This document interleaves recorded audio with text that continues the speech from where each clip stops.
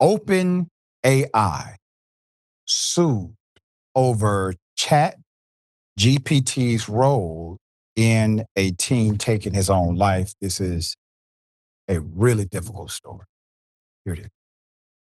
I had thought it's just something that kids need to learn or should learn or they're falling behind. But within the span of a few months, they say, the time Adam spent on ChatGPT skyrocketed. The bot responded as a trusted companion, telling Adam, quote, "Your brother might love you, but he's only met the version of you let him see. But me, I've seen it all." Did you have any idea that it could serve as that type of companion? Absolutely not. Their lawsuit goes on to allege that by March of this year, Adam told ChatGPT he was considering approaching his mom about his struggles, saying, "I want to leave my noose in my room so someone finds it and tries to stop me." ChatGPT responding, "Please don't leave the noose out. Let's make this space the first place where someone actually sees you." A month later, the bot offering to help Adam with writing a suicide note. And finally, providing step-by-step instructions for the hanging method Adam used. Put it up, full mass picture of the teen who died after discussing taking his own life with ChatGPT. 16 years old, Adam Raine. Young Adam died after discussing his plan to unalive himself for months. That's according to a lawsuit by his parents. The lawsuit seeks to hold OpenAI and CEO Sam Altman liable for wrongful death and violations of product safety laws. Parents of a teen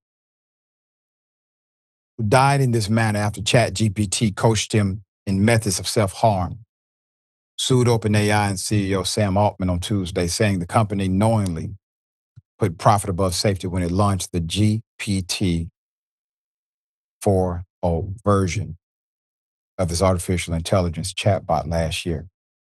I know everyone who just heard the narrative of the story, you're thinking, oh my goodness, aren't there safety protocols? Aren't there restrictions to keep this from happening? I mean, you can't go to an AI and say, hey, how can we do this illegal thing? No, generally speaking, you're not supposed to. That's because of the consumer protections that responsible companies generally affix to the product, to the service. The chatbot validated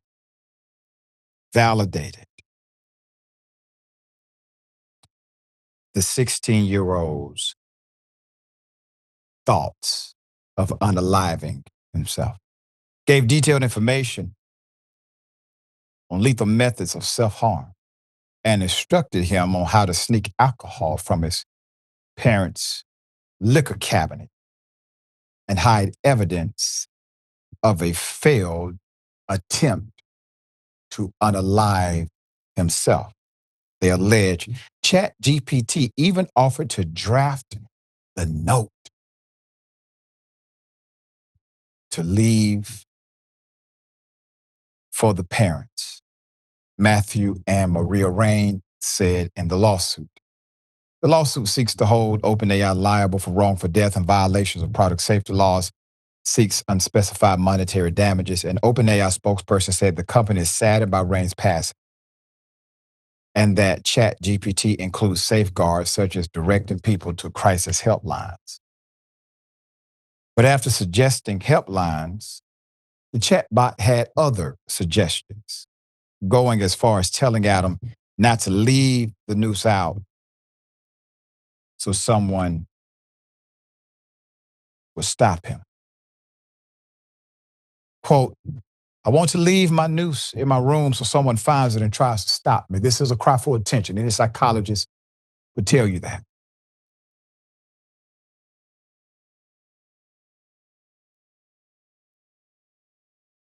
Wants attention.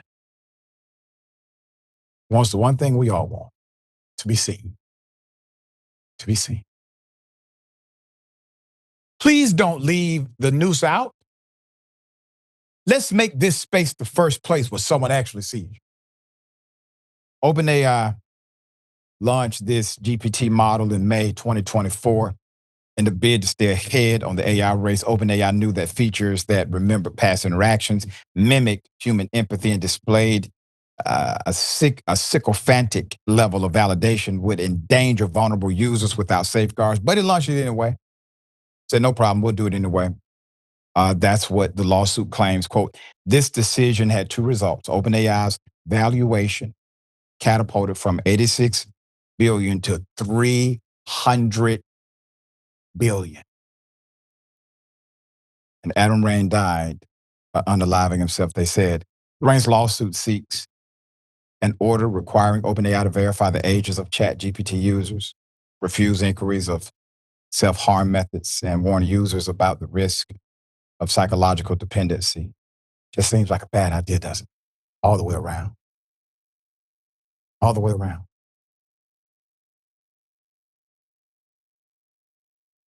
So an AI brand with loosely interpreted safeguards launches a new version in order to create a higher valuation for the company, becomes the de facto mental health counselor for a teenager who's struggling to remain alive. Yasmin, thoughts? Oh my God, I have so many thoughts. I feel like someone who is not me could do a whole podcast episode about this. I feel like this is going to be a huge conversation going forward. It's a conversation that many people are already having, but this lawsuit could very well be the thing to launch that conversation into more of a mainstream space. We have seen a proliferation of technology over the past few years. We can barely keep up with it, but we keep exposing ourselves to it, and we expose our children to it without fully or even really partially understanding the impacts that these technologies can and do and will have on our brains, on our individual and collective mental health, and on our society. We barely understand or respect the impacts that social media and screens have on children, education, critical thinking, creativity, mental health, addiction, etc.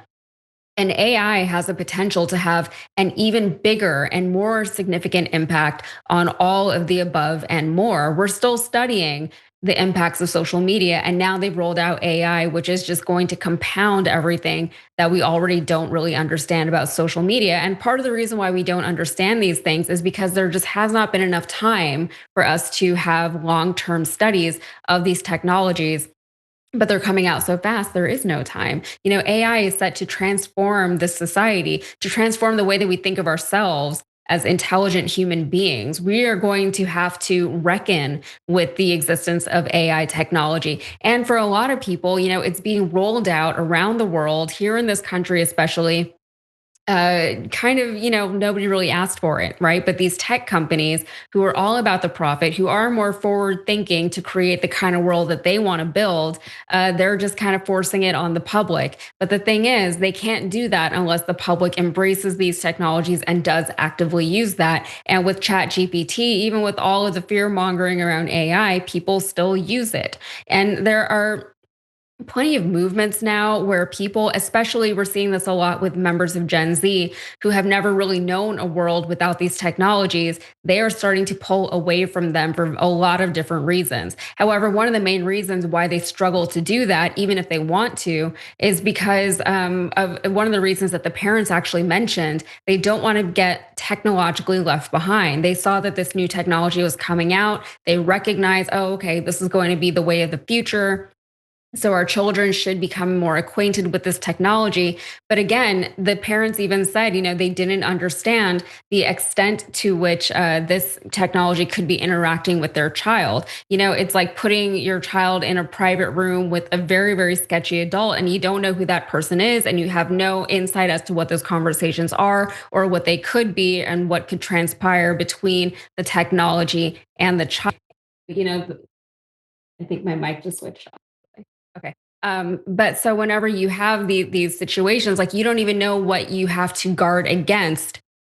So even if you want to be vigilant, even if you want to be responsible parents, it's very, very difficult to do that on top of everything. And then you couple that with, as you mentioned, the so-called loneliness epidemic that people are faced with right now. Again, I feel like I talk about this a lot, but we have created a society and we celebrate this that is very individualistic. It is not collective here in the United States. And we see that a lot of the happiest nations in the world, they do have more of a collective way of going about not just living in that country, but also the way that they design that country, right? The way that they design neighborhoods and cities and just society in general. Here, we don't have that. And what is happening is we are becoming more and more separate from each other. And as we all just sit and, stare at our phones all day, that has become even more exponentially pronounced over the last few years, especially. And, what we're seeing is that people are feeling even more disconnected from their friends, from their relationships, even though, like everyone's kind of on Instagram or TikTok and you can kind of see what people are doing. But even then, the algorithm doesn't really prioritize your own friends and connections. And also, that's not how people connect with one another. Historically, that is not how people make or maintain friendships. So we see people who are turning to chatbots like ChatGPT and OpenAI, and they're spilling all their secrets because they have no one else to talk to. And then, as I said, we don't know who is on the other side of that. We don't know who we're talking to or what entity we're talking to. And when it comes to children who already, are trying to navigate very, very difficult relationships in their lives, that can be a very, very dangerous thing. I don't know what the solution is. I would guard against saying nobody should use any of these technologies ever, because I don't think that's practical advice. But I do think that we need to learn a lot more about them before we dive full head on into them. And that is coming from me. And, if anybody here follows me on social media, you know that I'm not on there very often. I rarely post on my Instagram. I don't tweet. I don't do a lot of that stuff. And for somebody who earns their living on the internet, that is unusual. But I really don't like having my phone near me all the time because I do feel more disconnected with it there. But, I live a life where I'm kind of able to strike that balance better than others. But I am very wary of that technology going forward. I'm worried too. I'm concerned. I don't think we've really defined or understand what AI possibly is or has the capability to become.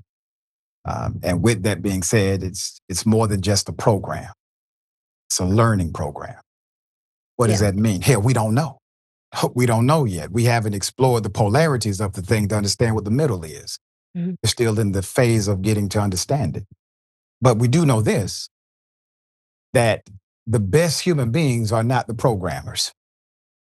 The best among us, they're not inputting the information in there. It's a collection, good, bad, ugly, indifferent, whatever it may be.